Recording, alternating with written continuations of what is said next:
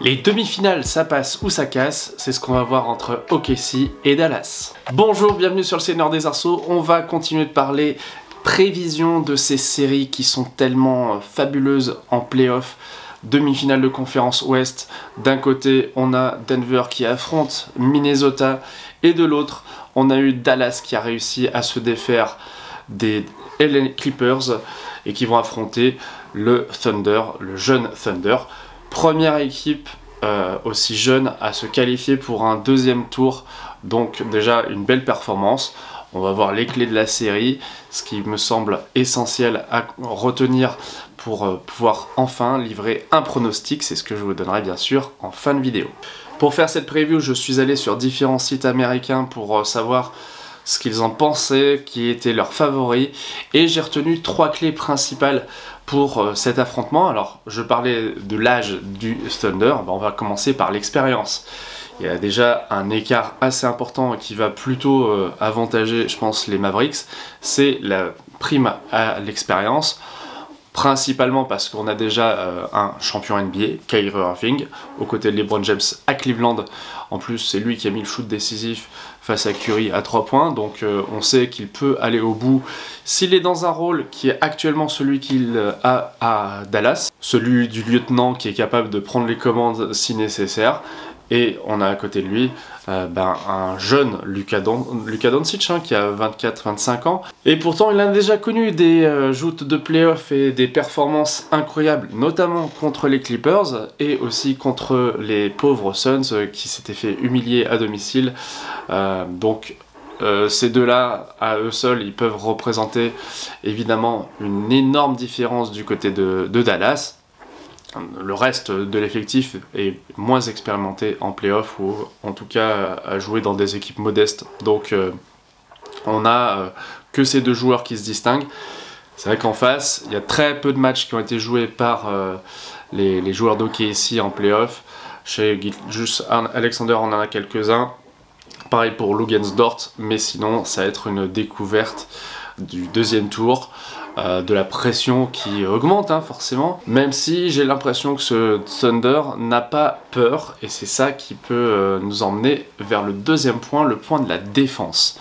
Alors pourquoi le Thunder a des chances de s'en sortir? Premièrement parce qu'en défense, ils étaient 4e en saison régulière, et ils ont fini premier de cette conférence Ouest monstrueuse, où on a quand même eu des affrontements titanesques, ne serait-ce que pour se qualifiés en play-off ou en play-in.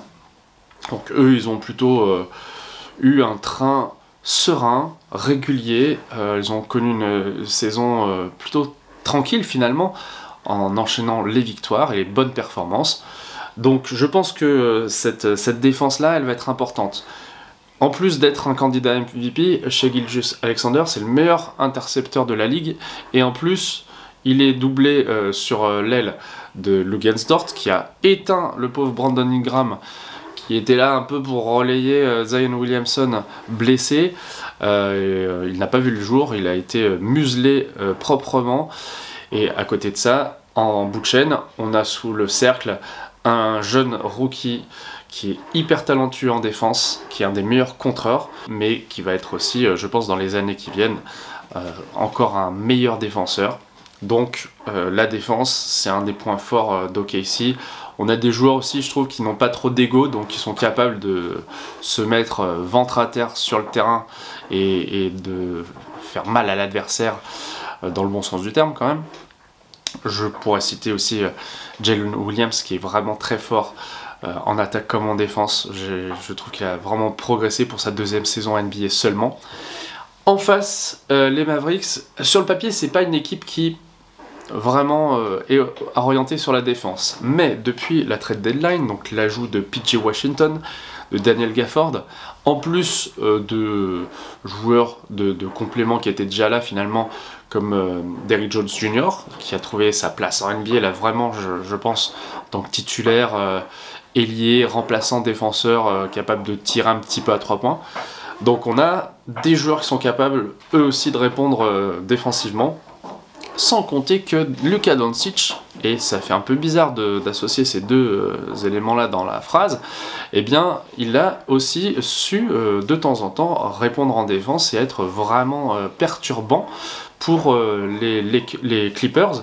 Du coup, ben, c'est un peu match nul sur la question de la défense. Je pense que les deux équipes peuvent assez bien se maîtriser. La troisième clé pour moi, ça va être la santé et la forme. La santé parce que, évidemment, dans une confrontation comme ça, on a toujours besoin de tout le monde, hein, plus de soldats possible, mais on a des blessures du côté de Dallas qui posent un peu problème. Il y a Maxi Kleber qui s'est drôlement fait mal sur une faute assez vilaine d'Amir Coffey contre les Clippers. Donc il est blessé à l'épaule, il ne pourra pas jouer. Maxi Kleber, il a quand même mis un match avec 5 tirs à 3 points. C'est quelqu'un qui peut apporter des solutions en sortie de banc. Là, ça ne sera pas le cas. On a aussi un Luka Doncic qui a été malade et qui a un petit souci au genou, une alerte qui ne l'a pas empêché de réaliser quand même de très belles performances, mais avec des pourcentages moins importants. Ça fait un petit avantage à mon avis qui pourrait avoir son importance pour le Thunder. Je pourrais citer aussi la bataille des coachs, puisque d'un côté on a Jason Kidd, un All-Star, Hall of Famer, qui en tant qu'entraîneur a su alterner, je dirais, le bon et un peu le moins bon, et Mark Daigneault de son côté qui est au cœur du projet depuis quelques années à OKC et qui a été Coach of the Year.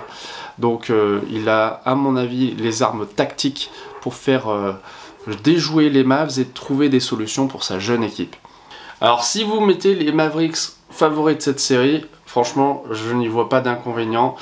Ils sont 5e de la conférence Ouest sur le classement et le Thunder premier, et on pourrait imaginer qu'ils vont se battre, qu'ils vont imposer leur talent, leur expérience à ces petits genoux et finalement aller jusqu'en finale de conférence face à Denver ou Minnesota. Mais en ce qui me concerne, je vois plutôt une victoire du Thunder grâce à plusieurs points. La régularité qui a été la leur pendant toute la saison.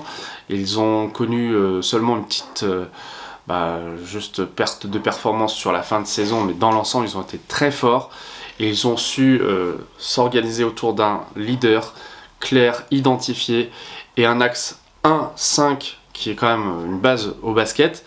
Si on compare Gilgeous-Alexander, Holmgren face à Luka Doncic par exemple et Daniel Gafford, je pense qu'actuellement c'est le premier duo cité qui l'emporte.